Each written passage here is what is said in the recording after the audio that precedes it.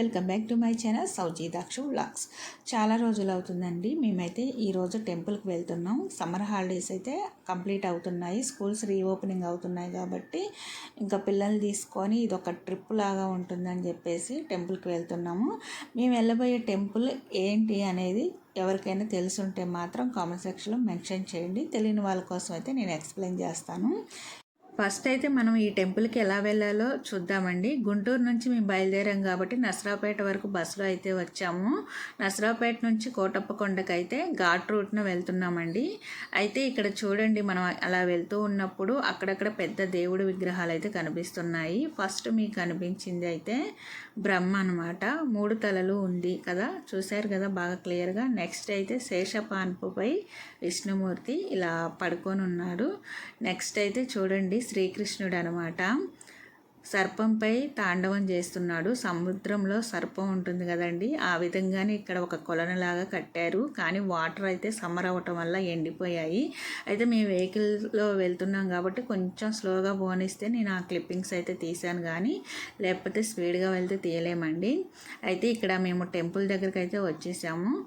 చాలామందికి ఐడియా ఉంటుందండి.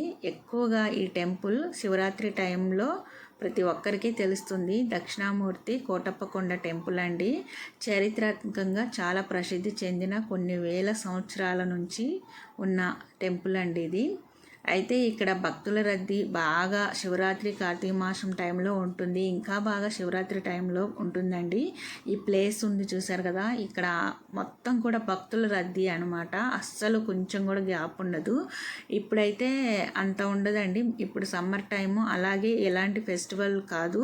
ఈరోజు కూడా గురువారం అండి, గురువారం వచ్చాము మేము. అదే సోమవారం అయితే బాగా ఉంటారంట. అయితే ఎవరు లేరేమో, మాకు ఒక వెహికల్ కూడా కనిపించలేదు అనుకున్నాం, కానీ ఎప్పుడో ఉదయం వచ్చి ఉంటారండి వెహికల్స్. సొంత వెహికల్స్ ఉన్నవాళ్ళు, అలాగే టూరిస్ట్ బస్సులు ఉంటాయి కదా, బస్సుల్లో వచ్చిన వాళ్ళు కూడా ఉన్నాయి అటు సైడ్ బస్సులన్నీ కూడా. సో ఈ టెంపుల్కి వెళ్ళాలి అంటే పైన ఉంటుందన్నమాట టెంపుల్, లిఫ్ట్లో వెళ్ళాలి, 4th ఫ్లోర్ అని చెప్పారు. చూశారు కదండి, అంటే మనకి స్టార్టింగ్లో ఒక బిల్డింగ్ లాగా కనిపిస్తుంది కదా, అది 3 స్టేర్స్ అనమాట. సో మనం టెంపుల్కి లిఫ్ట్లో వెళ్తే ఇలా కనిపిస్తుంది చూడండి, ఇది టెంపుల్ అనమాట, కొండపై కదండి. సో అయితే ఈ భక్తుల రద్దీ ఎక్కువగా ఉన్నప్పుడు ఇలా క్యూ లైన్స్ ఉంటాయి. ఇక్కడ నందీశ్వరుడు అండి. సో మనం ఏదైనా దేవునికి చెప్పాలి అనుకుంటే ముందుగా నందీశ్వరుడు చెప్తేనే ఈ నందీశ్వరుడి ద్వారా శివుడికి అయితే తెలుస్తుందని ఒక నమ్మకం అయితే ఉంటుంది కదా. సో పిల్లలకి మనం ఎక్కువగా చెప్పాల్సింది ఏమీ ఉండదు, చిన్నపిల్లలు కాబట్టి బాగా చదువుకోమని చెప్తాం కదా. మా పాపకైతే అలానే చెప్పాను, కానీ నందీశ్వరుడికి మనం చెవిలో చెప్పాలని చెప్పాను. సో మేము ఫ్రీ టికెట్ ద్వారా వచ్చాము, అంటే ఉచిత దర్శనం కాబట్టి. సో మాకు ఈ క్యూ లైన్ అనమాట. చూడండి, ఇక్కడైతే కోతి మీకు కనిపిస్తుంది కదా, ఆంటీ ప్రసాదం లడ్డు తీసుకొచ్చింది, ఈశ్వరుడికి పెట్టాలి కదా అని చెప్పేసి. అయితే ఆ లడ్డు వాసన పసిగట్టి మంకి అయితే తీసేసుకొని తినేస్తుంది. ఆంటీ చాలా ఫీల్ అయింది, ఆ స్వామివారికి తీసుకొచ్చిన ప్రసాదం తీసుకుంది, లాగేసుకుంది అనమాట కవరు. సో అయితే మళ్ళీ హనుమంతుడు టేస్ట్ చూసుంటాడులే ఆంటీ అని సర్ది చెప్పేశాను. చూశారు కదండి, ఈరోజు గురువారం, మరి ఏమైనా అభిషేకాలు స్పెషల్గా ఉంటాయేమో. అందరూ ఇక్కడ అంటే వాళ్ళు మనీ పే చేస్తారనమాట, అభిషేకానికి టికెట్ తీసుకుంటారు కదా. సో వాళ్ళని గర్భగుడి లోపలికి రమ్మని చెప్పారు. మేమైతే ఇక్కడ ఉచిత దర్శనం కాబట్టి ఇలా క్యూ లైన్లో వచ్చేసి దేవుణ్ణి దర్శించుకొని ఆ తర్వాత ఇక్కడ తీర్థం అయితే తీసుకున్నాం. ఇక్కడైతే చూశారు కదండి, శివలింగాలు, జ్యోతిర్లింగం అన్నీ కూడా మనకి ఈ ఎన్ని అయితే లింగాలు ఉంటాయో ఈ భారతదేశంలో అన్ని లింగాలు ఇక్కడైతే మనకి పేర్లు ఉంటాయండి.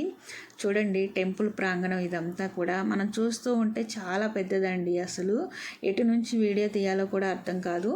ఇప్పుడు మేము దేవుని దర్శించుకున్నాము, ఇంకా పైకి వెళ్తున్నామండి, స్టెప్స్ ఉన్నాయి చూశారు కదా, ఎందుకంటే పైన ఇంకా ఉందన్నమాట టెంపుల్. అయితే ముఖ్యంగా ఇక్కడ ఏంటంటే పెద్ద పెద్ద విగ్రహాలు కట్టేసి ఇక్కడ చూశారు కదా, మీకు కనిపిస్తుంది. ఇప్పుడు ఆ శివుని విగ్రహం దగ్గరికి అయితే వెళ్తున్నాం మేము. అయితే ఫస్ట్ మేము వెళ్ళే రూట్లో పుట్ట ఉంటుందన్నమాట, ఆ పుట్ట దగ్గరికి వెళ్ళేసి దేవుని దర్శించుకొని వెళ్ళాలనుకుంటున్నాము. ఇక్కడైతే చూడండి చిలక జోష్యం అంటారు కదా, మీరు ఎప్పుడైనా వినున్నారా, చెప్పించుకొని ఉన్నారా? నేనైతే ఎప్పుడు చెప్పించుకోలేదు కానీ విన్నాను. కానీ ఎవరికైనా చెప్తే వినాలి అనుకుంటా కానీ ఎప్పుడు వినలేదు. ఇప్పుడు కూడా విందామేమో, ఎవరన్నా వస్తారేమో చెప్పించుకోవడానికి అనుకుంటే ఎవరు రాలేదు. సో మరి ఇక్కడ ఎవరైనా చెప్పించుకుంటారేమో, అందుకే వాళ్ళు వచ్చి ఇక్కడ సిట్టింగ్ అయితే వేశారు. అయితే నా చిన్నప్పటి నుంచి చూస్తున్నానండి. సో నమ్మాలో వద్దో కూడా నాకు తెలీదు. ఇలా టెంపుల్కి వచ్చినప్పుడు ఇలా 3 రాళ్ళు 4 రాళ్ళు ఇలా ఒకదానిపై ఒకటి పెడితే కంపల్సరిగా ఇల్లు కడతారని చెప్తూ ఉంటారు. సో ఎంతవరకు ఇది నిజమో నాకు తెలియదు కానీ నా చిన్నప్పటి నుంచి ఏ టెంపుల్కి వెళ్ళినా ఎక్కడైనా ఇలా పెడుతూ ఉంటే నేను కూడా పెడుతూ ఉంటానన్నమాట. మా పిల్లలు, మా పక్కింటి ఆంటీ, నేను అందరం కూడా ఇలా పెట్టాము. ఇది ఎంతవరకు నిజమో తెలీదు. సో ఇక్కడైతే చూశారు కదా, ఫస్ట్ మీకు ఇంతకుముందు చూపించాను కదా శివుడి విగ్రహం ఉందని, ఆ విగ్రహం దగ్గరికి అయితే వచ్చానండి. అయితే దగ్గరగా మనం చూస్తే అంతగా కనిపించదు కానీ దూరం నుంచి చూస్తే మాత్రం ఈ విగ్రహం చాలా స్పష్టంగా క్లియర్గా కనిపిస్తుందండి. చూడండి, మళ్ళీ ఇప్పుడు మేము ఇక్కడికి వెళ్తున్నామండి. ఇక్కడ నాగమయ్య పుట్ట ఉందన్నమాట. చూడండి ఎంత పెద్ద పుట్ట అంటే. అయితే ఎప్పుడైనా నాగుల చవితి అప్పుడు రావాలనుకున్న ఈ పుట్ట దగ్గరికి వచ్చి పాలు పోయొచ్చు. వచ్చిన భక్తులందరూ కూడా వాళ్ళ మొక్కులు అయితే చెప్పుకోవాల్సిందే కదండి. చూడండి, అయితే ఇక్కడ ఒక కామెడీ ఏంటంటే, ఆంటీ దగ్గర ఉన్న ప్రసాదం లడ్డు లాగేసుకుంది కదండి కోతి. ఆ కోతి కూడా ఇక్కడికి వచ్చేసింది. మేము ఇక్కడికి వచ్చిన తర్వాత వచ్చిందండి. అది నాకు చాలా ఆశ్చర్యం వేసింది. ఆంటీ చూడండి, మీ ఫ్రెండ్ మీరు ఎక్కడికి వస్తే అక్కడికి వచ్చేస్తుంది అంటే ఆంటీ కూడా నవ్వేసింది అనమాట. ఎందుకంటే ఎక్కడో మేము శివుని దర్శించుకునే దగ్గర కనిపించింది. మళ్ళీ మేము చాలా స్టెప్స్ ఎక్కి పైకి రావడానికి మినిమం ఒక 20 మినిట్స్ పట్టి ఉంటుంది. ఆ 20 మినిట్స్ దాకా ఎక్కడ ఉందో తెలియదు. మళ్ళీ మేము ఇక్కడికి వచ్చేటప్పటికి వచ్చేసింది. ఇక్కడైతే చూడండి, మొత్తం నాగమయ్య లింగాలు అంటే నాగమయ్య విగ్రహాలు అనమాట. అక్కడ కూడా మేము దర్శనం చేసేసుకొని మళ్ళీ స్టెప్స్ అన్నీ దిగేసి దేవాలయం ప్రాంగణం అంతా చూసుకుంటూ వస్తున్నామండి. కొండ మీద కదా బాగా కట్టారు. అదేనండి, శివరాత్రి టైంలో ఈ ప్లేస్ అంతా కూడా అసలు గ్యాప్ ఉండదంటండి. చాలా జాగ్రత్తగా, అసలు ఎక్కడా కూడా ఇబ్బంది లేకుండా స్టెప్స్ నీట్గానే, అంటే ముసలి వాళ్ళైనా ఎక్కి దిగొచ్చు అనమాట. అలా కట్టారు. చూశారు కదా స్టెప్స్, మరీ పెద్దవి కాదు, ఎక్కలేని వాళ్ళు కాదు, ఒక 60 సంవత్సరాల వాళ్ళు కూడా ఎక్కి దిగొచ్చు. చూడండి, మళ్ళీ ఇక్కడ మేము శివలింగం కనిపిస్తుంది కదా, అక్కడికైతే వెళ్తున్నాము. చూశారు కదా. అయితే చాలామంది అంటున్నారు ఈ మధ్యకాలంలో కొన్ని కట్టినవి కూడా ఉన్నాయని చెప్తున్నారు. వచ్చిన భక్తులందరూ కూడా ఈ కోటప్ప కొండపై మొత్తం కూడా దర్శించుకుంటారు. అయితే ఘాట్ రోడ్ మాత్రమే కాదంటండి, మెట్లు కూడా ఉన్నాయంట. కానీ అన్ని మెట్లు ఎక్కలేమంట. మినిమం 1000 మెట్లు దాకా ఉంటాయి అంట. కానీ మొక్కుబడి చెల్లించుకునే వాళ్ళు 1000 మెట్లు కూడా ఎక్కుతారంటండి. చూడండి, అయితే ఇప్పుడు సమ్మర్ టైం కాబట్టి ఇక్కడ అంతా వాటర్ ఎండిపోయింది. కానీ ఇలా కట్టారు అంటే వాటర్ ఇలా కొండల్లో నుంచి వస్తుందని అనుకుంటున్నాను నేనైతే. చూడండి, ఇప్పుడు మీకు క్లియర్గా కనిపిస్తుంది కదా శివుడి విగ్రహం. అక్కడి నుంచి కిందకు వచ్చేసాము. ఇప్పుడైతే శివలింగం దగ్గరికి అయితే వెళ్తున్నాము. చూడండి, ఎంత పెద్ద టెంపుల్ అంటే అసలు ఎట్నుంచి వీడియో తీయాలో కూడా అర్థం కాదండి అసలు. ఇప్పుడు మళ్ళీ మేము పైనుంచి వచ్చాము, మళ్ళీ కిందకి వెళ్తున్నాం కదా.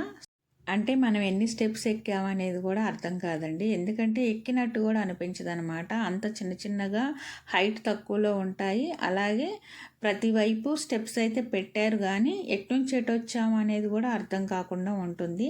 ఇక్కడ మీకు కనిపించింది కదా, అక్కడైతే శనిగ్రహాల పూజ అయితే చేస్తున్నారు. కొండ మీద ఈ విధంగా కొన్ని షాపింగ్ మాల్స్ కూడా ఉన్నాయండి. పిల్లలకి సంబంధించి ఏమైనా బొమ్మలు ఉంటాయి కదా, సో అవి కొనుక్కోవచ్చు. అలాగే కూల్ డ్రింక్స్, ఐస్ క్రీమ్స్ ఇట్లాంటివి ఏమైనా పిల్లల ఆకలి అనిపించినా పెట్టడానికి అన్నట్టు ఉన్నాయి.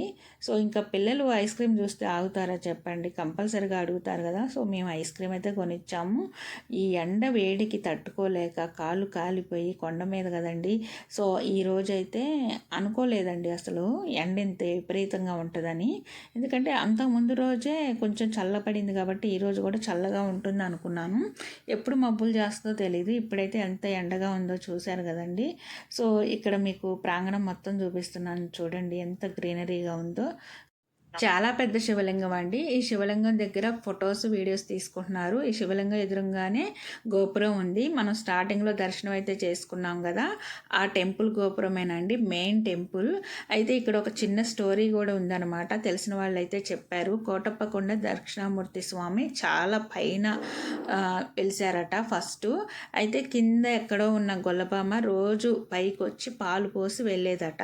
సో, అయితే నేను ఇంత పైకొచ్చి పాలు పోయలేకపోతున్నాను స్వామి, మీరే కిందకి రావచ్చు కదా అని అడిగారంట. సో, అప్పుడు స్వామి సరే నేను కిందకు వస్తాను, నువ్వు మాత్రం వెనక్కి తిరిగి చూడకు అని చెప్తే సరేనని చెప్పి కిందకి వెళ్తూ ఉన్నప్పుడు స్వామి వస్తున్నారా రావట్లేదా అని చెప్పేసి వెనక్కి తిరిగి చూసిందంట. సో, ఇంకా అక్కడే ఆగిపోయాడనమాట స్వామి. ఇప్పుడు మనం స్టార్టింగ్లో దర్శనం అయితే చేసుకున్నాం కదా, అసలు టెంపుల్ అదండి, అక్కడే ఆగిపోయాడు స్వామి. సో, మనకి ఇదే చాలా పైకి అనిపించింది కదండి. అంటే స్టార్టింగ్లో స్వామి ఇంకెంత పైన వెలిసాడో అర్థమవుతుంది కదా. ఇక్కడైతే చూడండి, టెంపుల్ లోపల నుంచి మనం బయటకు వస్తుంటే గేటుకి ఎదురుగానే పెద్ద నందిని అయితే ప్రతిష్ఠించారండి. ఈ మధ్య కాలంలోనే ఈ నందిని ఇక్కడ పెట్టడం జరిగింది. సో, నాకు కూడా తెలియదు, తెలిసిన వాళ్ళు చెప్పారు.